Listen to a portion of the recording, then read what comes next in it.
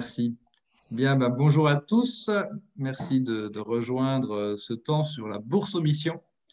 Donc, on va être entre théorie et pratique, hein. On va vous parler de ce qu'est la bourse aux missions avec plusieurs présentations. Et on va commencer avec la présentation générale par David Bensadoun, qui est à l'origine de la bourse aux missions. On passera par l'avocat Didier Milan pour nous expliquer le cadre juridique de la bourse aux missions. Et ensuite, on aura des exemples de missions réalisées déjà les dernières semaines et les derniers mois avec Pascal Garcia de la communauté de communes médulienne et Cédric Lehudet sur la communauté de communes du Pays d'Évian. C'est ça. Voilà. Il devient vallée d'abondance. OK, parfait. Ah, ça grossit. Ça a grossi. Voilà, et moi je suis Christophe Marcoux, je participe aussi à la Bourse aux missions depuis quelques mois. Voilà. David Bensadoun, on va te donner la parole pour nous cadrer ce qu'est la Bourse aux missions, nous présenter Ok, ça. Merci à toi, et après on enchaînera avec Didier. ok, je vais essayer de vous expliquer cette idée ou ce projet qui est en phase de construction et d'expérimentation. Je vais vous passer deux, trois diapos pour essayer d'illustrer mon propos. Je vais commencer par me présenter parce que je pense que c'est important pour ceux qui ne me connaissent pas encore, même si effectivement, et ceux qui sont connectés ont compris qu'un certain nombre se connaissent déjà autour de l'écran, tout simplement parce que ce projet a pris naissance, a pris ses racines au sein de l'association ADGCF, l'association des DG de communauté de France, donc des DG d'intercommunalité, vice-président, et puis là on a d'éminents représentants, on a notamment alors je ne sais pas quel est le titre, mais la référente régionale Auvergne-Rhône-Alpes, avec Virginie, on a le délégué général qui est là, et puis on a un certain nombre de membres éminents de cette association. Voilà, donc la DGCF, la particularité de cette association professionnelle, c'est qu'on n'est pas sur un modèle de défense statutaire, on est plutôt sur quelque chose, un think tank sur l'évolution des politiques publiques, d'expertise territoriale, etc. Et on défend beaucoup cette idée d'expertise. J'explique ça parce que ça me semble un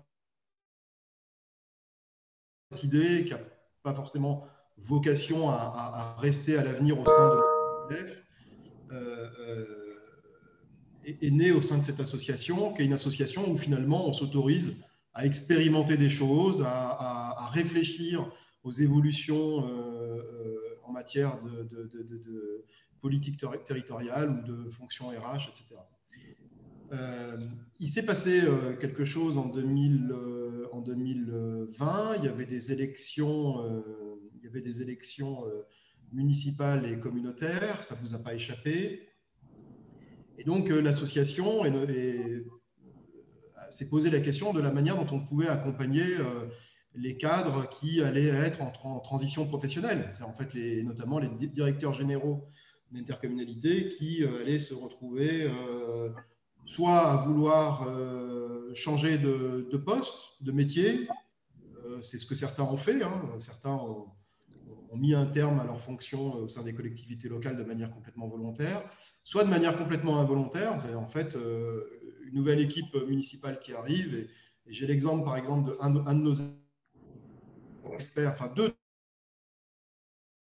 de la bourse aux missions, qui faisait partie de la même équipe de direction d'une agglomération. Le nouveau président de l'agglomération est arrivé et a mis à la porte toute l'équipe de direction. Voilà, ça arrive, on est dans un système qui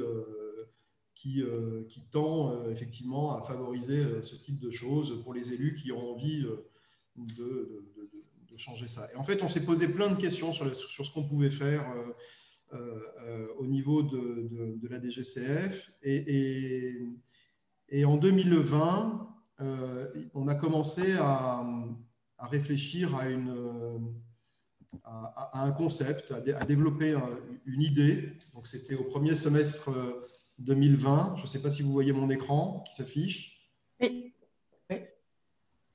Voilà, cette frise temporelle, si vous voulez, vous présente un peu l'état du projet Bourse-Mission, qui n'est pas un projet stabilisé, mais qui est vraiment une idée qu'on est en train de construire en ce moment de manière collective.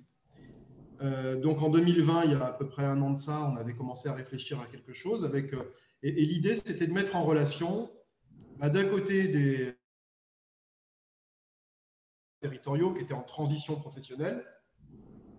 Donc, je parlais de ceux qui allaient se retrouver éventuellement sans poste ou avec une évolution professionnelle qui pouvait être souhaitée à un moment donné. Et puis de l'autre, des collectivités. Moi, j'ai été pendant plusieurs années DG d'Interco et comme vous avez pu le vivre vous aussi, il y a des moments où on se retrouve face à des situations où on aimerait se dédoubler, où on aimerait avoir beaucoup plus de temps, de compétences, etc. Et bien ça, c'est compliqué à faire. Alors, heureusement, on a le réseau, on communique avec les collègues pour leur demander comment ils font, etc. On a aussi des consultants qui viennent nous aider de temps en temps, mais ça ne suffit pas à se dédoubler. Parfois, il manque effectivement quelqu'un qui vient dans la collectivité pour nous accompagner. Les exemples que vous donnerez tout à l'heure, qu'on vous donnera tout à l'heure de missions qui ont été pourvues, ça va vous expliquer un peu les choses. Et puis là, donc, on a mis en place cette plateforme, qui est une plateforme numérique avec un système d'inscription. Je vous donnerai l'adresse mail ensuite. On a mis en place ça en octobre 2020, le 28 octobre. On a lancé la bourse mission. Et puis, on est dans une phase de test, de structuration, et puis on est dans une phase aussi de réflexion pour réfléchir à la phase 2. Donc, au bout d'un an de cette expérimentation, de travailler au modèle pérenne de la bourse. Donc, avec le petit groupe d'experts, on y réfléchit, et on aura bientôt d'ailleurs un rendez-vous avec le président de la DGCF pour parler de cette phase 2. Donc, si je dois dire ce qu'est la bourse mission, c'est une plateforme numérique de mise en relation. En fait, on fait du matching uniquement. C'est-à-dire que d'un côté, il y a des collectivités ou des associations ou des entreprises, peu importe, qui ont besoin d'un expert qui a une vraie compétence territoriale. Et puis de l'autre, il y a des experts territoriaux publics qui ont une vraie compétence acquise par l'expérience,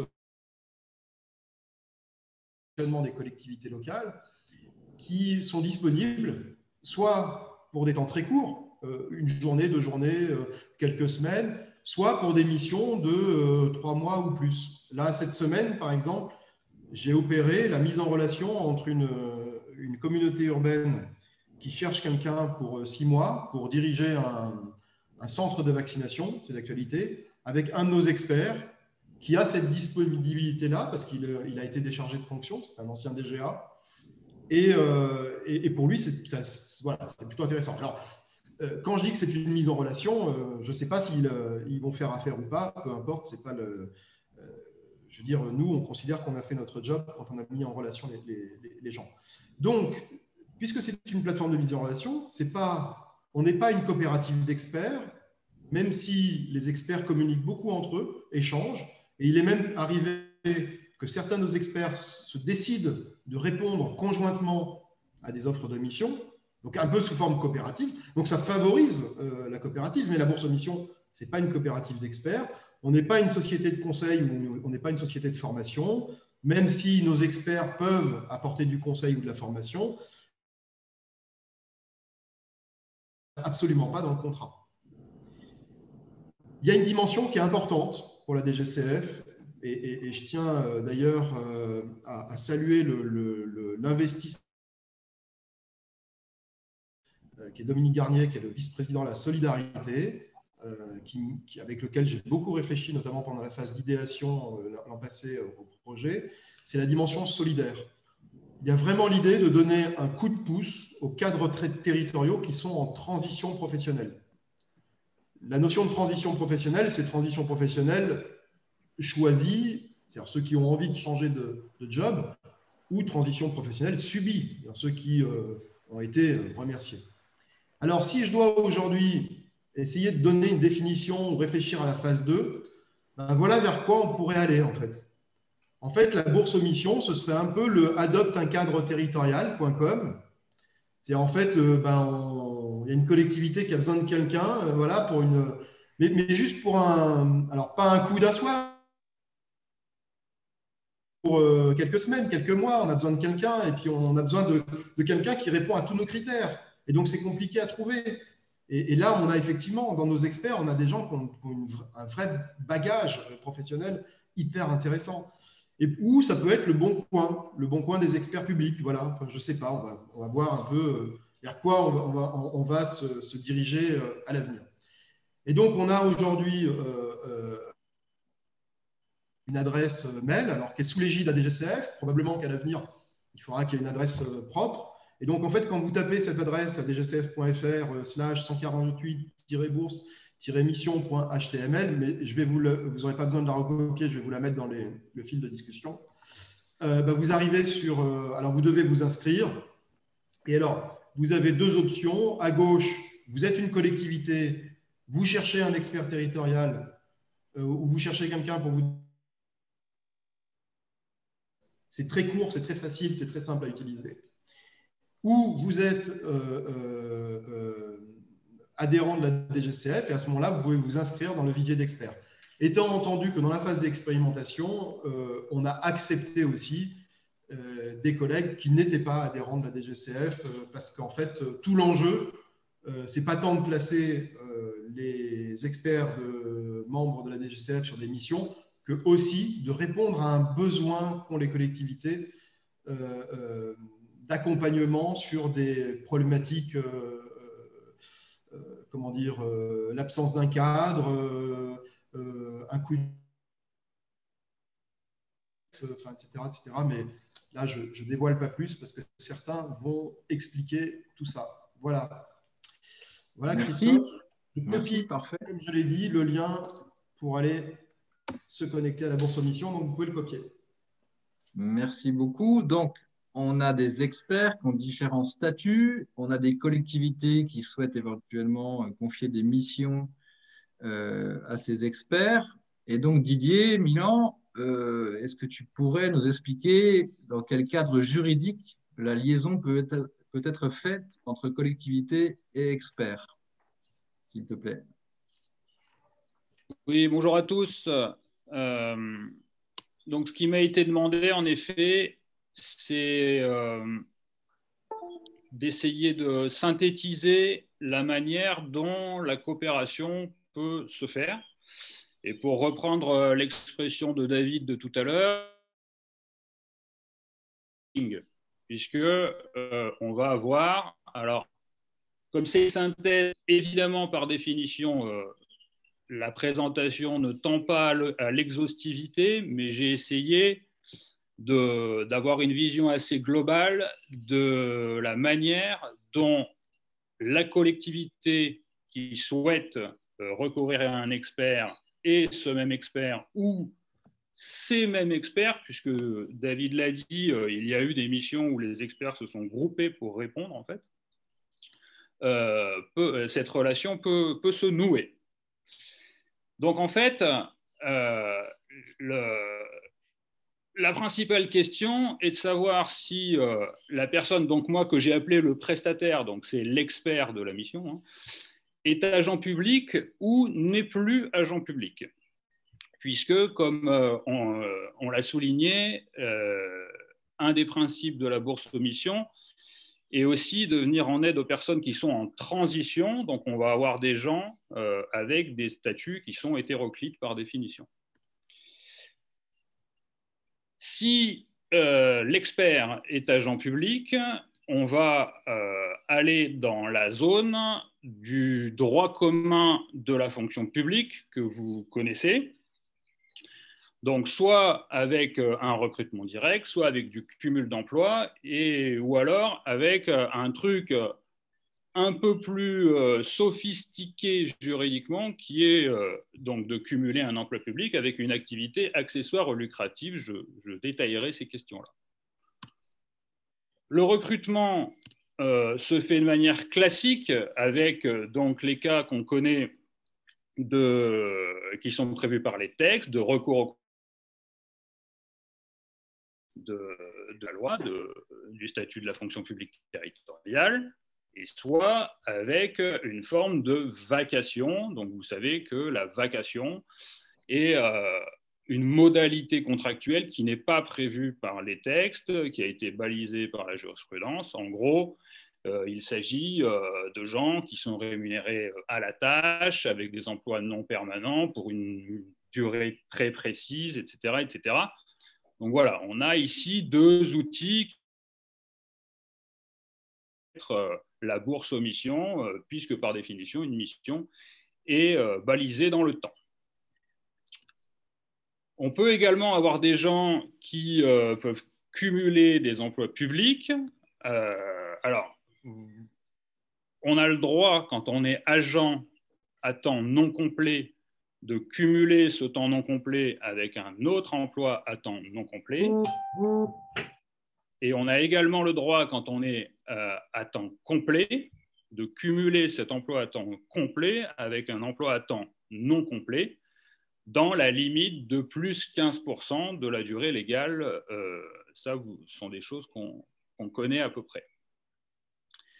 Et puis, on peut avoir d'autres formes de collaboration, puisqu'on peut cumuler avec son emploi public soit une activité accessoire, soit une activité lucrative.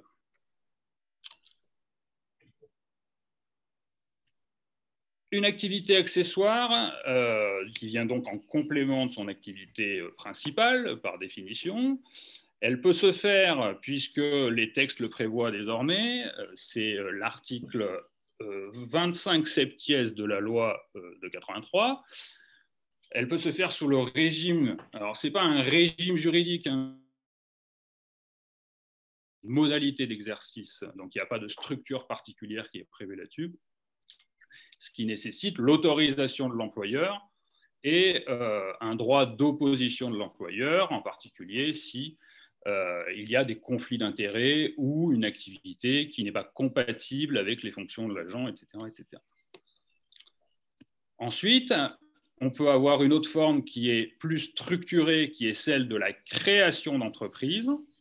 Et là, il faut distinguer, je m'excuse, c'est un peu complexe, mais c'est comme selon le statut de l'agent. Donc, soit l'agent est à temps complet, soit il est à temps non complet. Dans le cas où l'agent est à temps complet, la création d'une entreprise nécessite l'autorisation de l'employeur, bien sûr, mais aussi l'obligation de passer à temps partiel, puisqu'on ne peut pas créer une entreprise au sens juridique, ou reprendre une entreprise, ou prendre des parts dans une entreprise, si on est à temps complet. Donc, il va y avoir temps partiel, il va y avoir autorisation de l'employeur, et il va y avoir un contrôle déontologique qui va être mis en interne à la collectivité, soit si la collectivité n'est pas en mesure d'apprécier si il y a potentiellement un conflit d'intérêts ou une atteinte au principe déontologique, de saisir la haute autorité pour la transparence de la vie publique, qui est donc la nouvelle terminologie de l'ancienne commission de déontologie, et qui va statuer sur le cas de l'agent. Sachant que, je le précise quand même, il y a des postes pour lesquels la saisine de la HATVP est obligatoire, qui sont les postes de DGS et de DGA, donc quand on est sur un emploi fonctionnel sur une strate de population particulière. Donc ça, c'est les agents à temps non complet, et les agents à temps non complet dont le temps de travail est inférieur à 70%, on est sur un régime qui est plus souple, puisque vous voyez, là, il s'agit d'une simple déclaration, c'est-à-dire qu'il n'y a pas possibilité, il n'y a pas exigence d'une autorisation de l'employeur, mais ce dernier peut tout de même s'opposer pour les raisons que j'évoquais tout à l'heure. Le bloc de la sphère de la fonction publique et de ce qu'elle offre en termes de possibilités. Si l'agent n'est plus agent public, donc j'ai mis définitivement ou temporairement, puisqu'en fait, à partir du moment où vous sortez de la fonction publique, que vous le fassiez de manière définitive ou temporaire, donc j'entends par définitive, par exemple, une rupture conventionnelle, et j'entends par temporaire, par exemple, une mise en disponibilité, on va être sur des règles de création d'entreprise, donc soit sous le statut de micro-entrepreneur, soit sous celui d'indépendant, de société de droit privé, peu importe, je ne suis pas exhaustif, en tout cas sous des formes d'activité privée. Et là, on a un régime déontologique qui est prévu par les textes également, donc, qui est celui de la saisie préalable de l'employeur, du contrôle déontologique et de la HATPV, à peu près dans les mêmes conditions que ce que j'évoquais tout à l'heure dans cette partie-là. Si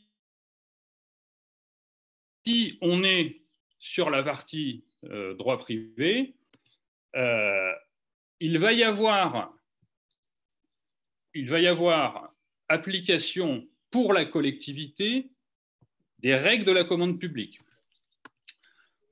Ça veut dire quoi? Ça veut dire que si effectivement je suis agent public et que je suis recruté directement ou que je viens cumuler un emploi public avec un autre emploi public, la collectivité qui va recruter l'expert va être dans un régime fonction publique territoriale et donc il n'y aura pas de mise en concurrence de l'expert. En revanche, évidemment, à chaque fois que l'on est sous une activité privée, on va être sous le régime du Code de la commande publique du côté de la collectivité, alors avec des modalités qui sont évidemment différentes en fonction des montants, etc., mais sur le plan strict, offrir l'expert va être assimilé à un marché public et du coup va se faire sous le régime de la commande publique. Donc voilà pour le panel général. Juste une dernière remarque pour terminer. Il ne faut pas oublier que le prestataire qui n'est plus agent public peut aussi être recruté directement par la collectivité, d'où la flèche un petit peu acrobatique que vous avez vue en fin d'exposé. Donc voilà pour une tentative de synthèse de ce que peut être aujourd'hui de ce que peuvent être aujourd'hui les formes de coopération entre les BAMeurs et les BAMés, puisque j'ai vu que c'était une expression qui avait été employée. Oui, tout à fait. Merci voilà. Didier. Moi, je pense que c'est réussi comme explication pédagogique. Et on vient de s'apercevoir qu'un avocat devait savoir dessiner, n'est-ce pas, aussi. Et donc, bravo pour ça. Ça fait longtemps que les gens qui travaillent à BAM essayaient de centraliser, synthétiser les différents cas. Et Didier, j'ai l'impression que tu as bien réussi à le faire en une slide. Donc, c'est super.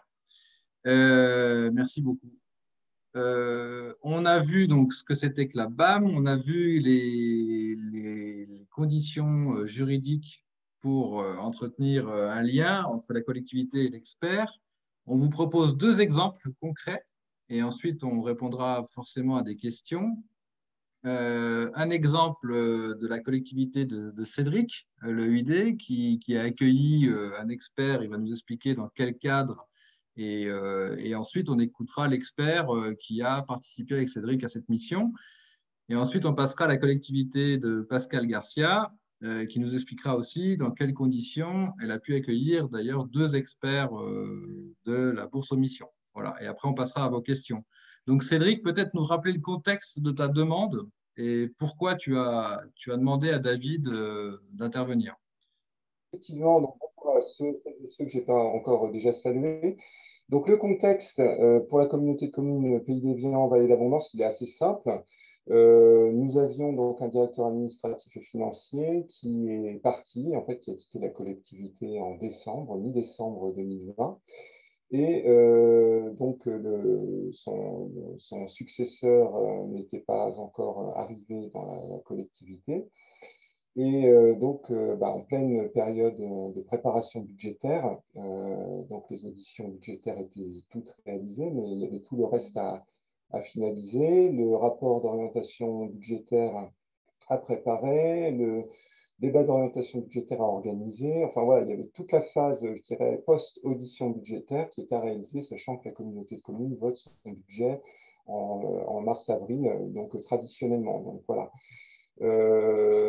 en difficulté, puisque donc, personne dans la collectivité, je dirais, pour prendre le relais. Hein, donc, ça tombait finalement assez bien, puisque j'ai eu un échange avec David à ce moment-là qui a attiré mon attention sur la bourse aux missions. Et donc, moi, j'ai déposé donc, une demande en fait, de mission sur la plateforme. Très rapidement, donc, j'ai pu être en contact avec Laurent Ray. Nous avons défini effectivement les modalités de partenariat, donc un accompagnement sur, alors c'était 3 mois en théorie, en réalité ça a été un petit peu plus, un petit peu avant, donc dès la mi-décembre jusqu'à à peu près mi-avril. Ce qui a permis à Laurent en fait déjà de prendre contact avec le directeur administratif et financier sur le départ pour faire une prise de relais. Voilà, donc Laurent est intervenu sur l'équivalent d'un mi-temps, donc on a défini des plages de présence dans la collectivité, donc sur une semaine complète, en fait. Quand Laurent était là, c'était sur une semaine. De mémoire, Laurent est venu 5 ou 6 fois, je crois. Hein, Laurent, j'ai plus en tête précisément les dates. Le reste du temps, donc, c'était une intervention en distanciel, donc ce qui a permis en fait on avait des échanges réguliers au téléphone, par mail. Voilà, donc en gros, le contexte, le cadre, de la manière dont ça s'est passé, c'est que Laurent s'est complètement intégré dans l'équipe, c'est-à-dire il avait rencontré les équipes, il s'est complètement en fait intégré. En fait, on avait l'impression d'avoir un cadre finalement dans la communauté de communes. Donc, il a été identifié assez rapidement comme tel, en fait, hein, pendant toute la durée de la mission. On avait une autre difficulté, c'est qu'on a migré, on a changé de logiciel financier au mois d'octobre, et la migration s'est faite vraiment dans des conditions difficiles. En fait, au-delà de cette préparation budgétaire pour laquelle j'avais missionné Laurent, il est intervenu également sur ces difficultés. Il a pu accompagner de ces cadres-là, sachant que dans l'élaboration budgétaire, bien entendu, il faut que le logiciel soit parfaitement d'équerre et opérationnel, ce qui n'était pas le cas. Donc, du coup, il a aussi eu un accompagnement auprès de notre service comptabilité et finances est intervenu auprès du prestataire à différentes reprises. Voilà, donc concrètement, ça s'est traduit aussi par des échanges avec le vice-président en charge des finances dans le cadre de la préparation budgétaire, des présences de Laurent en bureau communautaire, hein, et en conseil communautaire pour les débats d'orientation budgétaire, où il était là aussi pour soutenir le VP dans le cadre du travail en fait, de présentation et de préparation budgétaire. Donc les résultats, en fait, ça a été l'élaboration du ROB, la présentation du DOB aussi en appui du VP en conseil communautaire. Ça a été la rédaction des rapports de présentation des comptes administratifs, comptes de gestion, budget prévisionnel, donc toutes les délits qui allaient avec, hein, affectation des résultats, vote des taux, fiscalité, etc. Les supports qui devaient être projetés donc en conseil communautaire auprès des élus. Voilà, alors en marge de ce point-là, ce qui est intéressant, c'est que en fait, on avait l'arrivée d'un expert finalement qui a un passé de DGS, de directeur financier, et il a pu apporter à ce titre-là un regard neuf finalement sur notre manière de fonctionner. À formuler en fin de mission, on a eu une visio, je dirais, en toute fin de mission, une fois que la partie budgétaire était votée, des axes de progrès. Donc, Laurent nous a rendu un document qui constitue quelque part son rapport d'étonnement, si je veux m'exprimer comme ça, à l'occasion de son passage dans la collectivité. Voilà globalement ce que je peux dire. Pour rajouter,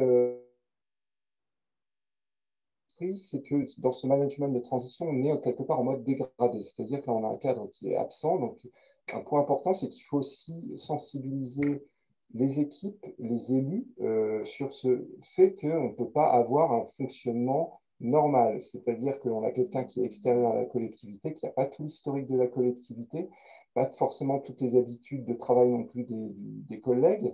et voilà, qui va apporter un appui. Ça ne peut pas être exactement comme quand on a un agent permanent qui est présent. A parfois été un petit peu embêté par le fait que ce n'était pas exactement comme lui avait l'habitude. Donc, c'est un point important. Il faut sensibiliser, je dirais, les équipes et les élus sur ce contexte de mode dégradé.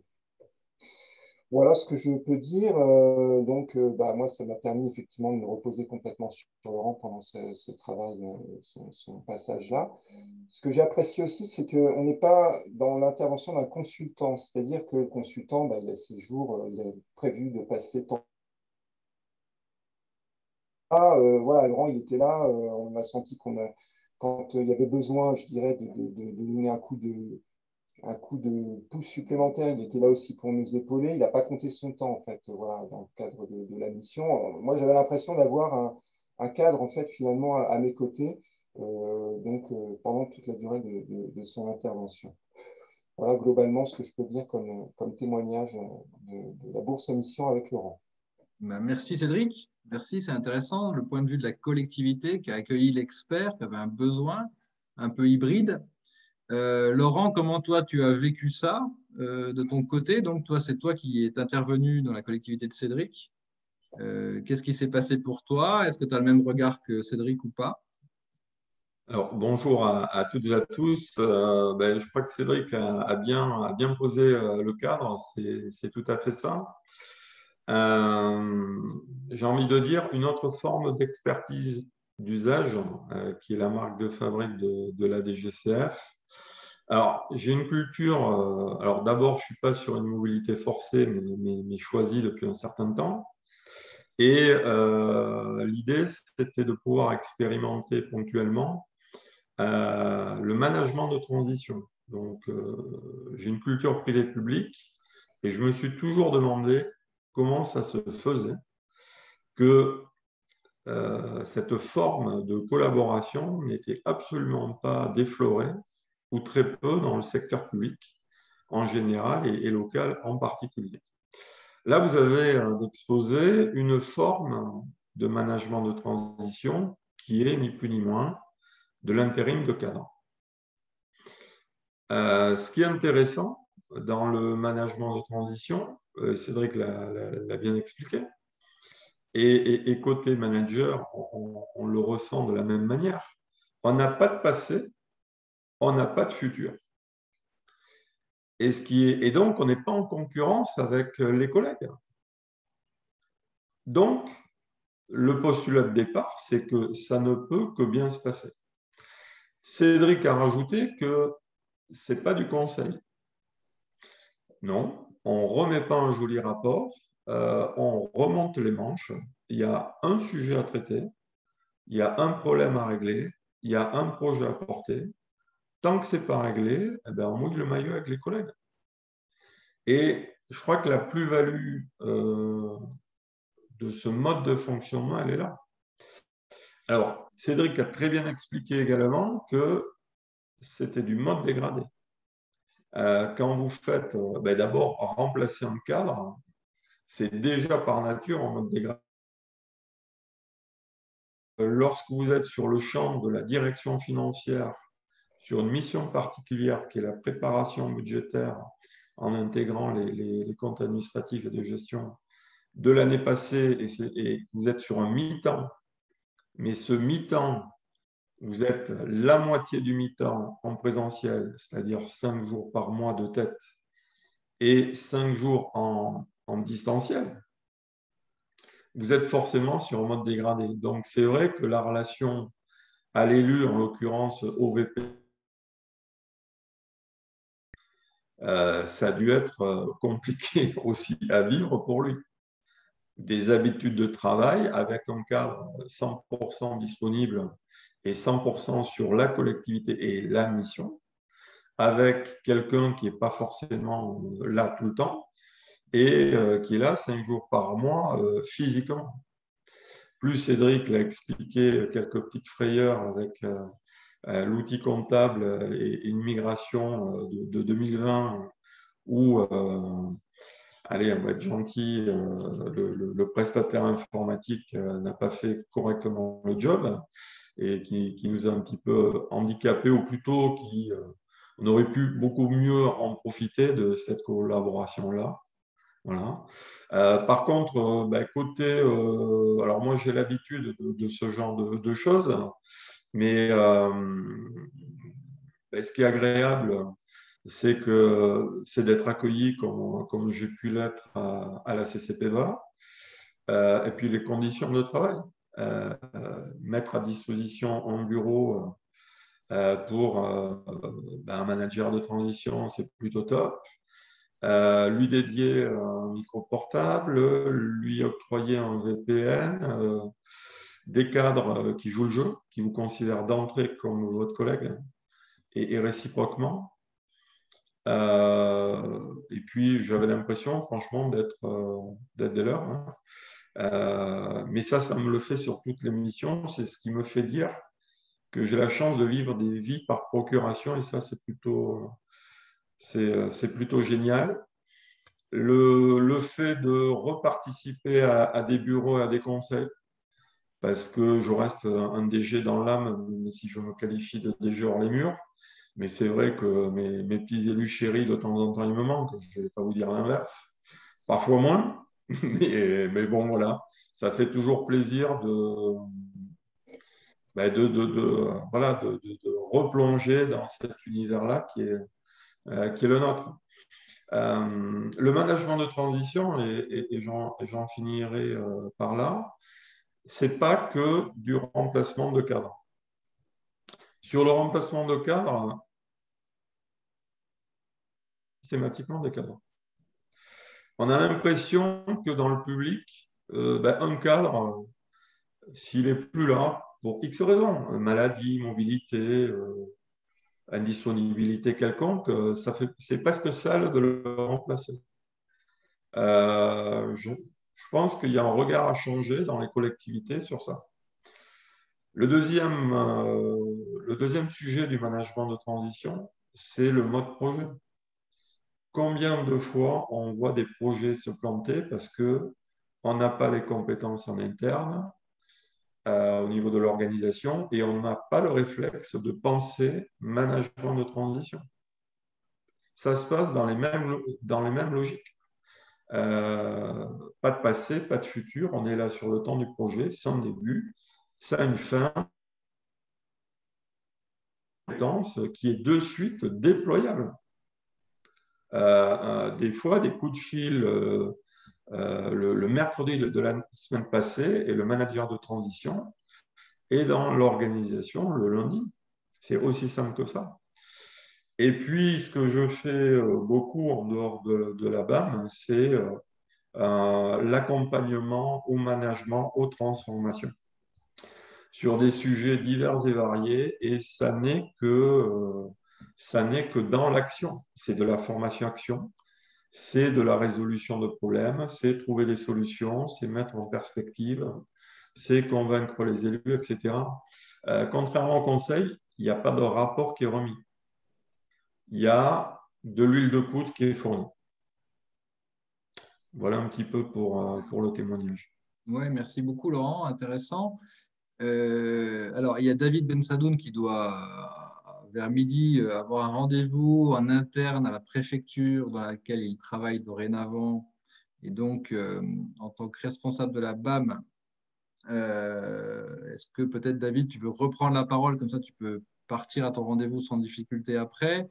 Est-ce que David Lebras aussi peut-être veut s'exprimer au titre de la DGCF? Et ensuite, on a l'exemple avec Pascal Garcia. Là, on a vu l'exemple avec Cédric qui a travaillé avec Laurent, mais on pourra aussi parler un petit peu succinctement de ce que Pascal a vécu aussi. Et puis, on prendra vos questions, bien évidemment. Alors, David Bensadoun, peut-être, afin que tu te libères facilement, est-ce que tu as un petit mot à nous dire sur ce que tu entends? Voilà, merci. Merci Christophe. Il y a plusieurs choses. La première, c'est que, je le redis, hein, on est dans une phase expérimentale. On essaye quelque chose avec cette bourse mission. On est en train de créer quelque chose. Donc, je ne serai peut-être pas présent dans les questions, les conclusions, etc., mais j'invite tous les participants à évoquer ce que ça leur inspire et à nous dire enfin, quelles sont les pistes sur lesquelles on pourrait travailler à l'avenir. Je trouve assez fabuleux ce qui a été dit par Cédric et par Laurent à l'instant, puisqu'en fait, ils nous expliquent que finalement, dans une collectivité locale, c'est possible, quand on a un cadre absent, d'avoir un cadre expérimenté qui vienne faire du management de transition. Mais pourquoi on ne l'a pas fait plus tôt? Moi, quand je dis pourquoi on ne l'a pas fait plus tôt, ce n'est pas moi qui le dis. C'est ce que les gens me disent sans arrêt. Ils me disent, mais l'idée de la bourse aux missions, c'est génial. En fait, mais pourquoi on n'y a pas pensé plus tôt? Et j'ai eu... Et effectivement, il existe des cadres qui ont envie à un moment donné, ou qui n'ont pas le choix, qui font un pas de côté professionnel, et qui dans ce pas de côté, sont disponibles pour d'autres collectivités. Donc là, il y a un exemple qui est donné sur un accompagnement, ce qu'on appelle de management de transition, avec un cadre absent, enfin, ça peut être d'autres choses, etc. Mais il y a plein d'autres possibilités que les exemples qu'on vous donne aujourd'hui. J'évoquais tout à l'heure les contrats de 3 mois ou de 6 mois qui vont se développer. Avec la loi TFP, les contrats de projet sont en train de se développer. Ça veut dire que si les contrats de projet se développent, ça veut dire qu'il y aura aussi, à un moment donné, une possibilité pour certains, dans leur carrière, soit de manière temporaire, de se positionner comme des cadres de projet. C'est-à-dire des gens qui vont venir accompagner des collectivités sur des projets particuliers et d'être un cadre parmi d'autres. Et puis, il peut y avoir aussi des expertises ponctuelles. Je remercie Didier pour sa présentation du panel juridique qui est à la disposition d'un côté des collectivités, enfin des BAMés, puis de l'autre des experts, enfin les BAMeurs, quoi. Il y a un panel juridique. Voilà, chacun, pour faire son affaire, une fois qu'on a organisé la rencontre, on a un panel juridique large. Et dans ce panel juridique, il y a y compris, et moi j'aimerais qu'on arrive à ça, parce que c'est aussi l'ADN du service public, des collectivités locales, il y a y compris la possibilité que quelqu'un en poste, ou quelqu'un qui est fonctionnaire actuellement, peu importe son activité ou sa position, ait la possibilité effectivement de faire du cumul d'activités accessoires, et avec une expertise très forte, puisse aller accompagner une collectivité, non pas simplement en lui disant ah bah t'as tel problème, je t'envoie le modèle de convention que moi j'ai utilisé, mais en accompagnant ça et en faisant un vrai boulot dans la collectivité pour accompagner ça. C'est possible juridiquement, Didier pourra nous le confirmer, et non seulement c'est possible, mais en plus de ça, c'est hyper avantageux parce que ça permet à la collectivité qui prend du coup la personne en vacation de ne payer que le salaire plus la CSG, la CRDS, et c'est tout. Salaire net, CSG, CRDS. Aucune charge. C'est-à-dire quand vous prenez un fonctionnaire qui est en poste ailleurs et que vous l'embauchez quelques heures comme ça pour faire la formation, de l'expertise, l'accompagnement, ça ne coûte pas grand-chose. Et vous avez probablement la personne qui, dans sa collectivité, est à la pointe de la question et qui sera non seulement capable de vous dire, d'expliquer ce qu'elle a fait, mais qui sera probablement aussi capable de créativité et d'imagination et de vous apporter cette créativité et cette imagination dans votre collectivité. On a aussi la possibilité d'imaginer des systèmes d'accompagnement professionnel. Il y a eu des exemples dans les missions qu'on nous a proposées et qui ont été pourvues. Il y a par exemple, mais peut-être que Didier pourra en parler tout à l'heure, mais il y a par exemple une collectivité qui a embauché un nouveau juriste qui avait tout bien, qui cochait toutes les cases, nouveau responsable juridique. Le problème, c'est que la personne qui avait été recrutée n'avait jamais fait de marché public. Et qu'il fallait que, voilà, mais ça, c'est le problème du recrutement du mouton à 5 pattes. Et bien là, on peut dire aux collectivités, recrutez le mouton à 4 pattes, et puis la 5e patte, vous envoyez une mission sur Bourse aux missions, et vous aurez peut-être un expert qui va lui amener la 5e patte, et qui va l'aider dans sa prise de poste. Voilà le type d'exemple qu'on a, ou alors ça peut être sur des voilà, enfin, il y a des tas d'exemples, mais ça, je laisserai les uns les autres évoquer ça. Et c'est simplement pour dire le potentiel que ça ouvre, en fait, cette idée de la bourse mission. Et le côté collectif aussi. Hein. Je remercie vraiment Christophe et puis toute l'équipe là, vous avez organisé cette chose-là. C'est vrai que, comme tu le disais, j'ai aujourd'hui une activité professionnelle assez prenante et donc je me suis un peu mis en retrait sur un certain nombre de choses sur la bourse mission. Mais l'idée, c'est qu'on est vraiment en train de construire un collectif autour de ça. Et donc ça, c'est plutôt sympa. Donc on va préparer la phase 2, je le redis, la phase 2 de la bourse mission, c'est en fait qu'est-ce que ça va devenir à l'avenir. Voilà les petits mots comme ça que ça m'inspirait, ces premiers propos que j'ai entendus. Merci beaucoup, David. Merci. Avant d'entendre Pascal, est-ce que l'autre David veut nous faire part d'une réaction ou deux? Oui, très brièvement, Christophe, merci. Déjà, évidemment, merci beaucoup pour ce webinaire et pour toutes ces interventions qui sont extrêmement claires sur le principe du dispositif Bourse Mission. En tout cas, c'est une très belle initiative. Hein. Moi, je salue vraiment le travail de David, l'autre, Sadoun, qui est vraiment porté par notre président. Et puis, David, tu en parlais tout à l'heure, par Dominique Garnier, donc notre VP RH et Solidarité. Alors, c'est d'autant plus intéressant, et tu le soulignais aussi tout à l'heure en introduction, c'est que ça s'inscrit pleinement dans le projet associatif. Donc, qui a été élaboré en mars dernier, présenté officiellement en septembre, où on avait véritablement deux axes sur lesquels tu revenais aussi tout à l'heure, David. L'axe, évidemment, ADGCF comme think tank, laboratoire d'idées, mais aussi ADGCF réseau professionnel. Et la BAM s'inscrit vraiment dans cette dynamique-là, du besoin d'entraide, de solidarité, évidemment, entre collègues. Il y a d'autres dispositifs aussi, et notamment le mentorat qui a été mis en place pour les jeunes cadres femmes de notre association, qui est porté par Martine Poiron, et que connaît bien Candice. Ce qui est quand même intéressant, et en fait, ce que je trouve extrêmement intéressant, c'est le côté utile. Il y a une vraie utilité de cette bourse aux missions, encore une fois. Et moi, ce que je note de ma position, c'est qu'en 2014, on avait eu effectivement post-municipal une vague donc de DG qui était un petit peu, alors, soit en mobilité choisie évidemment, mais surtout en mobilité subie. On voit qu'en 2020, évidemment, on a eu cette vague, mais que cette vague, elle se prolonge. C'est-à-dire que chaque semaine, je collecte, je recense, je suis contacté par des DG qui sont en mobilité plutôt subie, donc en décharge en fait de fonctions. Et potentiellement, alors évidemment c'est malheureux, mais potentiellement ça fait évidemment un public pour la bourse aux missions. Et voilà, c'est une vraie différence que je note par rapport à 2014, c'est que voilà, là on étend dans le temps. Et donc voilà, et le dispositif est d'autant plus utile, encore une fois, sous ces fonctions de solidarité entre collègues. Voilà, donc très belle initiative et qui est amenée de toute façon à perdurer, à s'installer dans le temps et évidemment travailler avec vous cette phase 2 qu'évoquait à l'instant l'autre David. Voilà. Un grand merci en tout cas. Merci David. Est-ce que je peux juste, Christophe Vas-y David. Les David se parlent, donc laissons-les converser. Non, pas du tout. Non, je n'ai rien à ajouter à ce qu'a dit David Lebras. C'est toujours parfait, comme d'habitude. D'accord.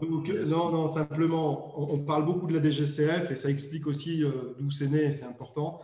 Simplement pour vous dire, en fait, comme on était dans une démarche expérimentale, on a accueilli aussi au sein de nos réflexions, on a accueilli aussi tout un réseau d'ingénieurs territoriaux en lien avec la ITF et nous réfléchissons à la DGCF à la façon dont on pourrait finalement ouvrir le champ de cette expérimentation, tant avec la ITF qui a montré à haut niveau un intérêt pour notre expérience, que pour le SNDGCT qui est d'ailleurs un partenaire de la DGCF. Donc la phase 2 pourrait être une phase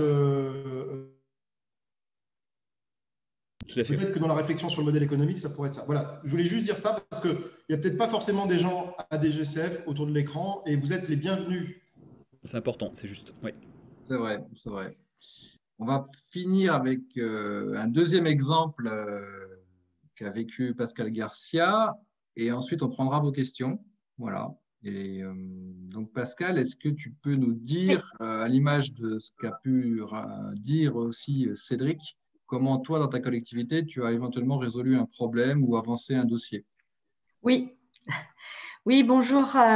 Donc, effectivement, hein, comme l'a dit Cédric, moi aussi, j'ai fait appel à la bourse aux missions et je me rappelle tout à fait cette phrase, d'ailleurs, de Laurent Ray, qui me disait ce dont tu as vraiment besoin, à savoir du temps. Et c'est vrai que c'est parti de ça. Et finalement, voilà, nous sommes une petite communauté de communes. Nous montons en puissance, nous grandissons. Nous avons de plus en plus d'ambition et pas toujours les effectifs qui suivent. Et comme on dit, l'expertise aussi. Et là, en l'occurrence, nous avions besoin d'un règlement intérieur. On n'était pas doté de règlement intérieur et on arrivait à un moment où il fallait vraiment en avoir un. Donc, on en a parlé tout à l'heure, hein, c'est un besoin ponctuel sur voilà, quelque chose de ponctuel. Et j'ai fait appel à la bourse aux missions dans ce cadre-là. Et bien, c'est Christophe Marcoux qui a répondu en binôme avec Sandrine Brachet. Voilà. Donc, j'imagine, Christophe, que tu interviendras tout à l'heure. Mais voilà, donc répondre ponctuellement à un besoin de trouver du temps parce qu'effectivement, on aurait pu tout à fait le faire en interne, mais efficacité et ce que j'ai découvert derrière, c'est faire appel à un père. Et ça, pour moi, c'est très important. C'est le regard d'un père qui est là et qui accompagne, qui comprend vite, très vite, bien plus vite. Parce que pour voilà, travailler avec des cabinets depuis un moment, je vois bien la différence. On a senti la différence. Mon équipe de direction et moi, on a complètement senti la différence. Ensuite, l'expression du besoin, alors au début, moi, j'étais embêtée parce que je me suis dit, mais c'est trivial ce que je demande, c'est petit comme mission. Donc, j'ai cherché donc on a parlé de fiches de poste, actualisation de fiches de poste, de plans de formation mutualisés. Voilà, on a grossi un peu la mission en se disant, sinon, c'est ridicule, on va voir personne. Et non, et en fait, voilà, en affinant et en discutant, on s'est centré d'abord sur le RI et puis derrière, eh bien, ça pourra aussi déboucher sur autre chose. Mais la mission première, c'était nous accompagner sur le RI. Terminé cette mission.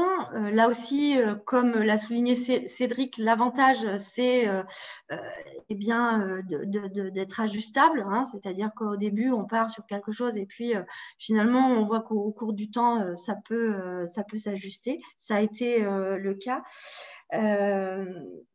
Et finalement, moi, ce que je vois, les atouts de ça, encore une fois, c'est on parle à quelqu'un qui connaît nos contraintes, nos points forts et les points faibles d'une organisation comme la nôtre. C'est-à-dire que c'est aussi quelqu'un qui connaît les EPCI et qui connaît cette collectivité particulière. J'en parle à mon aise, j'ai fait beaucoup d'autres collectivités et c'est pas pareil. Voilà. Une compétence opérationnelle tout de suite que voilà, on mobilise et on a tout de suite, immédiatement. Et qui est basée aussi voilà, sur une certaine cooptation. C'est-à-dire, on n'est pas sur un consultant. On est, encore une fois, sur un pair. Et puis, ça répond à la bourse aux missions, effectivement. effectivement, c'est de la centralisation de compétences. Moi, quand je vous ai écouté tout à l'heure, tout de suite, ça a rebondi. Moi aussi, sur voilà, agilité de la réponse, où des fois, on se met en quatre dans notre organisation pour aller trouver, dégager du temps de quelqu'un, etc. Et finalement, on se dit, mais stop, quoi. On est tous... comment dire, avec du travail à 110, 120, 150%, pourquoi aller chercher le 5% supplémentaire alors qu'on pourrait faire appel voilà, à quelqu'un d'autre. Donc, moi, ce que je retire de cette expérience, c'est vraiment alors le côté solidaire, tout à fait, parce que je suis passée moi aussi dans une vie antérieure par un temps de chômage. C'est pas facile à vivre et être chargé. J'ai vu autour de moi sur 10 communes, il y en a 5 qui ont été écartés ou mis au placard des DGS. C'est violent, même si on s'y attend, même si c'est dans nos fonctions, hein. Ben, je pense que quand on le vit, vous êtes peut-être plusieurs voilà, autour de l'écran à l'avoir vécu, c'est violent. Et ça, je pense que c'est un moyen de rebondir, de se sentir toujours utile, de mettre voilà, au profit des autres ses compétences. Moi, je suis très attachée aussi à ce côté solidaire. C'est un accompagnement, encore une fois, je dis personnalisé, agile, de confiance. On est en confiance. Enfin, je pense que Christophe, tu as dû le ressentir, les équipes, hein, voilà, ma DGA, mes responsables, ils sont tout de suite, enfin, senti bien, Cédric, et Laurent, vous l'avez évoqué aussi, hein, et je pense qu'encore une fois, moi je mets ça, sur le fait que ça soit un pair. Et alors, il y a un énorme besoin pour moi dans nos petites CDC, je ne peux parler que dans un gros EPCI. J'étais en région, mais pas dans un gros EPCI. Dans nos petites structures, mais ça répond vraiment à un besoin, vraiment un besoin. Donc, j'espère que cette BAM va se poursuivre parce que moi, j'ai conscience aussi du bénévolat, un petit peu du portage de cette structure. Il va falloir peut-être en sortir. Bon, il y a sûrement diverses façons pour que ça perdure. Moi, j'y suis très, très attachée. Et je trouve qu'il y a, comment dire, ça fonctionnerait bien aussi pour nos communes. Alors là, ça a été porté par la DGCF, je parle de pair de PCI, donc c'est un besoin différent, mais je peux vous dire que ça répondrait vraiment aussi à un besoin d'avoir ce genre de possibilités pour nos petites communes. Or, les cadres, des fois, aller intervenir dans nos petites communes, que ce soit pour du management de transition, et moi, je l'ai vécu clairement, je vous dis, il y a plusieurs communes qui ont fait longtemps sans DG et ça fait des dégâts encore aujourd'hui. Donc, mais effectivement, c'est compliqué d'avoir voilà, des cadres au niveau des chargés et qui ont géré des EPCI importants d'aller aider des petites communes compliquées. Mais il y a un besoin. Donc, je le pose aujourd'hui et je le mets sur la table. Voilà. Merci, ouais. Merci Pascal, merci beaucoup.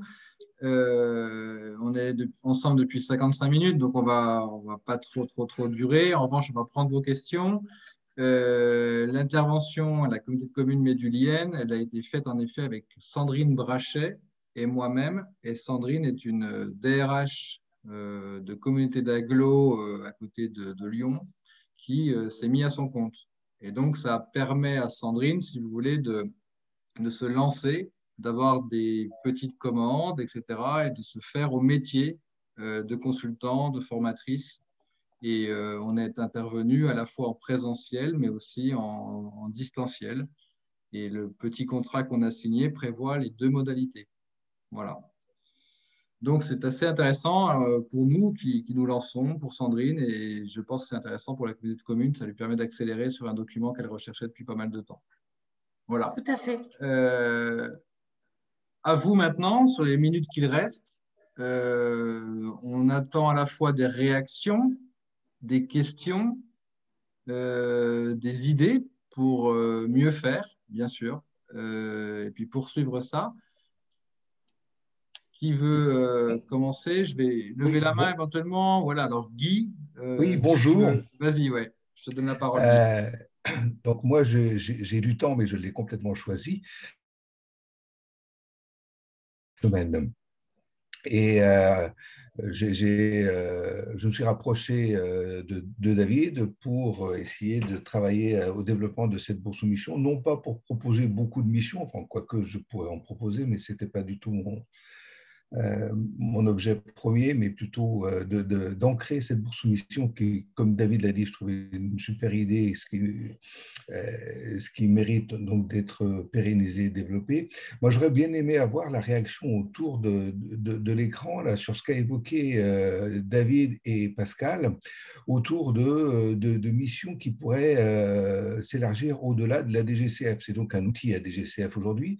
David a parlé de questionnement autour du SNDGCT, autour de l'AITF. Pascal vient d'évoquer des besoins dans les communes.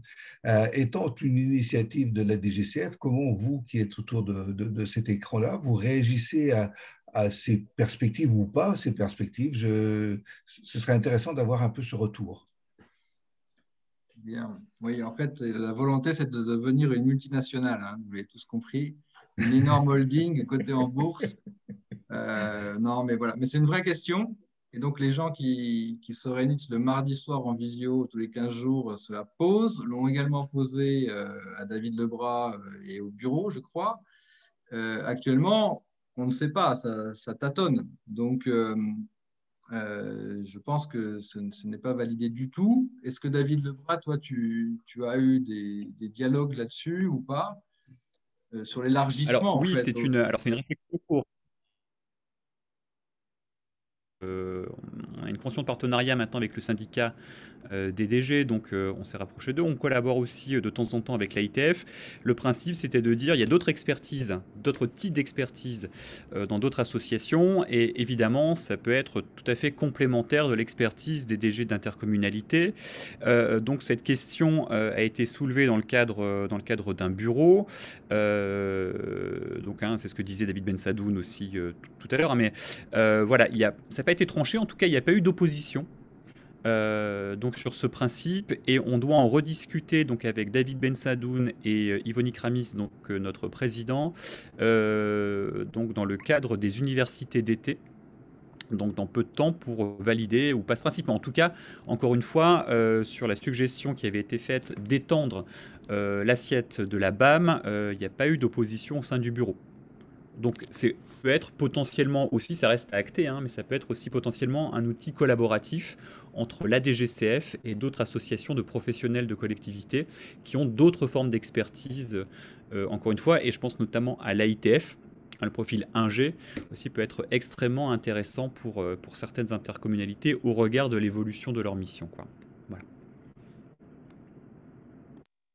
Posera la question des moyens de gestion derrière, parce que plus le réseau est grand, plus il est compliqué à mener, et mettre les offreurs face aux demandeurs, expliquer les demandes et vérifier les expertises.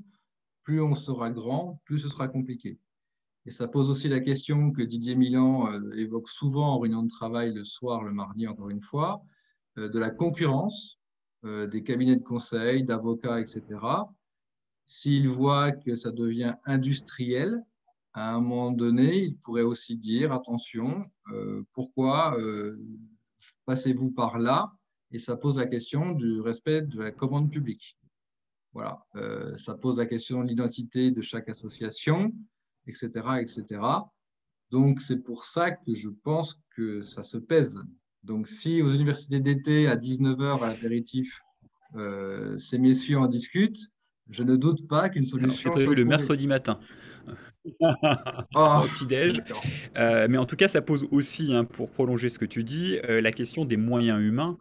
Parce qu'on voit bien que c'est Bien David sûr. qui a lancé, qui a eu cette initiative. On voit bien que que vous l'accompagnez, vous êtes investi, voilà. Mais Oui, c'est de trouver l'animateur ou l'animatrice qui peut inscrire ce dispositif aussi dans la durée, quoi. Donc tout ça est en tout à réflexion. fait. Voilà. Ouais. Voilà. Et le principe aussi, c'est qu'on avance quand même assez vite.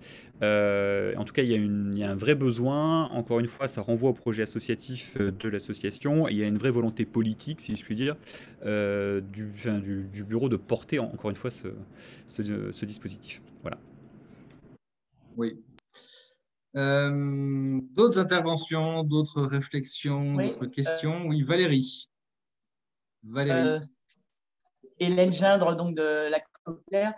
Oui, j'avais une suggestion ou question, parce qu'en écoutant Pascal notamment, je me disais que c'est vrai que la question du temps disponible des cadres est importante, mais parfois, comme on est bien sur des questions d'experts, parfois, est-ce qu'on ne peut pas aussi imaginer, alors je réfléchis tout haut, hein, une sorte de troc de temps d'experts pour se dire, bah, moi, par exemple, je considère que j'ai une expertise dans tel domaine, mais je n'ai pas d'expertise dans tel autre domaine. Et donc,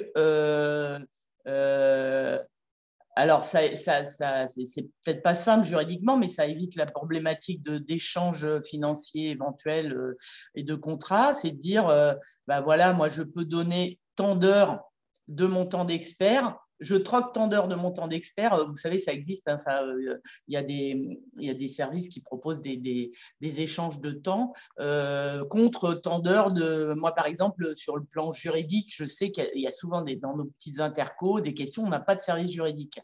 Et donc, parfois, il suffirait que je m'adresse à des collègues qui ont les compétences en ce domaine-là et que je leur dise, bon, bah, en échange, je suis prêt à accorder un temps d'expertise dans un domaine où je considère que je peux apporter des choses. Enfin, voilà, c'était une idée qui m'était venue comme ça, mais je ne sais pas ce qu'elle vaut.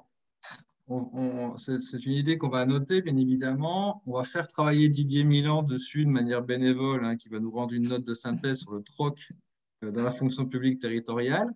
Pas de problème. Mais en effet, le troc, on n'y a pas forcément pensé dans nos réunions de travail. Mais pourquoi pas? Encore une fois, ça pose le problème de l'organisation et de la mise en relation et du juste troc, c'est-à-dire de l'équité.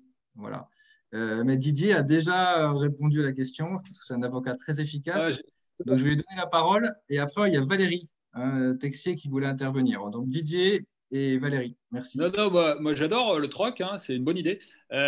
C'est pas pour répondre à la question, c'est juste pour dire qu'en fait, il faut faire peut-être une distinction, ça me donne l'occasion de préciser ça, entre ce qui relève de la bourse aux missions, qui est une relation entre la collectivité et un expert, et éventuellement ce qui pourrait être fait entre deux collectivités.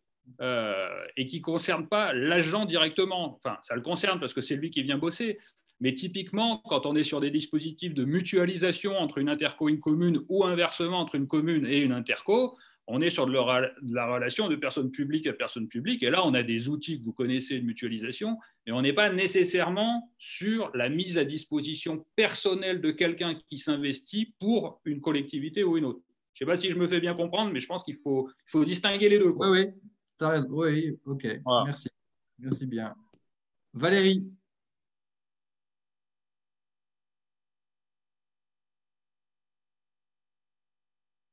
On dépose un projet ou une demande sur le site, comment ça se passe? Qui prend en charge derrière, dans quel délai, qu'est-ce qu'on nous demande en termes de formalisation des attentes, voilà. Et puis deuxième question, vous êtes évidemment sur les intercos particulièrement. En ce qui me concerne, je suis donc mutualisée, interco ville. Et si j'imagine pas une seule seconde qu'un projet qui est porté pour les deux collectivités ne puisse pas être géré en même temps. Donc, est-ce que pour vous, c'est un problème ou pas? Voilà. Alors, sur le site internet, en fait, il y a un formulaire à remplir, assez simple, où tu dis qui tu es, quelle est ta collectivité et quelle est la problématique que tu voudrais voir levée. Et ensuite, il y a un système de matching, c'est-à-dire qu'automatiquement, on envoie la demande à des gens qui potentiellement peuvent répondre. Et je crois qu'à un moment donné, il y a David qui doit intervenir, David Ben Sadoun pour l'instant, pour bien vérifier que tout est OK. Mais c'est un système simplissime, c'est quelques mots, etc. Et ça suffit à lancer ta demande. Voilà. Et des cas où des experts BAM sont intervenus en commune, je n'en connais pas encore. Pour l'instant, c'est que interco. Voilà. Mais ça pose la question de l'élargissement, ce que disait Guy, ce que disait David Lebras, etc. On pourrait très bien élargir, il y a sans doute beaucoup de besoins en commune, mais encore faut-il qu'on puisse porter ça correctement. Juste en complément, il n'y a aucune difficulté à porter un projet mutualisé, hein, ou un sujet mutualisé. En théorie, ça passe, il n'y a pas de souci. C'est la même chose en fait, sauf que ce n'est pas la même collectivité, mais ça ne pose pas de difficulté en soi. Voilà. D'autres interpellations? Oui, Jacqueline. Oui, bonjour. Allez-y, Jacqueline Donaz de la métropole de Grenoble. J'ai Oui. trouvé les témoignages intéressants.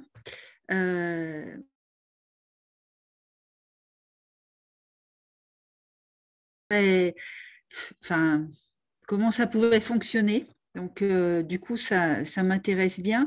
Je trouve que ça nous permet une agilité dont on a grand besoin. Nous, aujourd'hui, on a quelquefois des difficultés à recruter, quelquefois, oui, des bouts de mission qui confiés à quelqu'un d'immédiatement opérationnel. Et effectivement, j'entendais la réflexion sur c'est un père, donc il y a une autre relation qu'avec un consultant. Je trouve ça très, très intéressant. Et j'ai juste une question juridique quand on parle de contrat possible. Est-ce qu'on peut imaginer un contrat de projet juridiquement parlant? Non. Un contrat de projet, les nouveaux contrats de projet? Oui, c'est ça. Ou c'est un contrat, oui. Le contrat classique en… Non, c'est tout à fait jouable, sauf que le contrat de projet vaut délibération préalable. Oui, il faut une délibération. Oui, voilà. oui. Et donc, c'est beaucoup plus lourd à mener, tandis que si tu signes un CDD ou une vacation, c'est quasi une affaire de jours. Oui, très bien. Oui, je complexifie inutilement. Mais si la mission était longue et qu'un cadre de la bourse aux missions la voulait, cette mission, et pourquoi pas, un contrat de projet, je pense que un collègue peut très bien être très satisfait d'un contrat de projet, mais ce sera beaucoup plus long pour toi de te mettre en route. Ok. Didier, un complément, Didier, peut-être là-dessus? Non, pas mieux que toi, Christophe, c'était parfait. J'ai la même vision des choses. Ok, merci. Merci. Merci. Merci, Jacqueline. D'autres remarques? Intérêt, marque d'intérêt, idées, en sachant qu'il est 12h15 et que donc nous allons quand même nous arrêter très vite.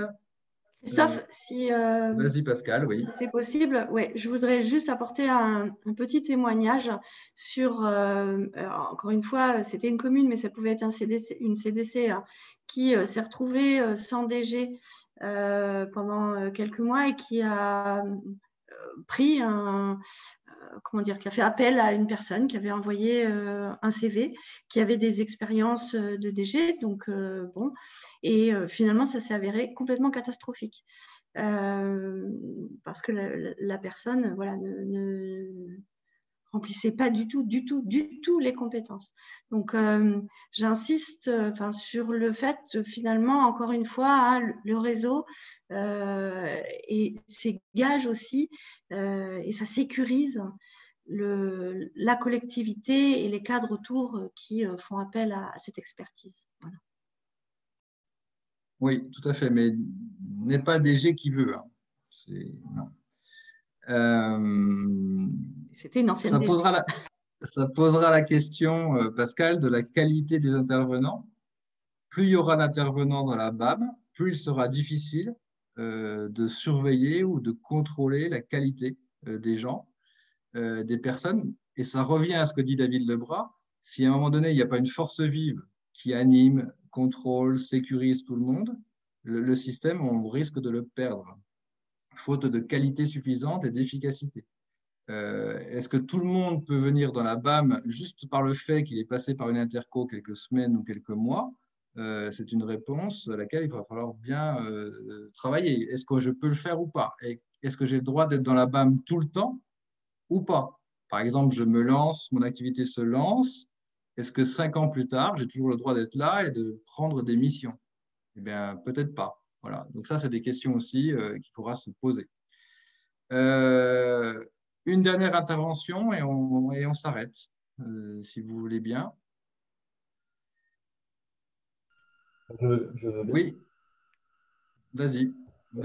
Dernière intervention pour toi. Merci, Christophe Castagnier. Donc moi, je suis maintenant DG de syndicat mixte dans le domaine des transports.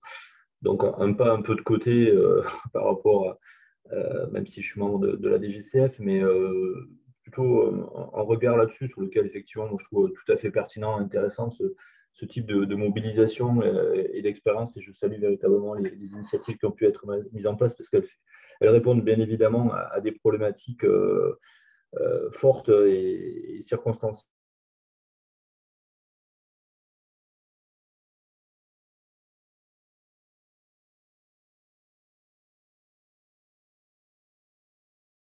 Des AO en fait, qui sont plus ou moins pourvus en ingénierie.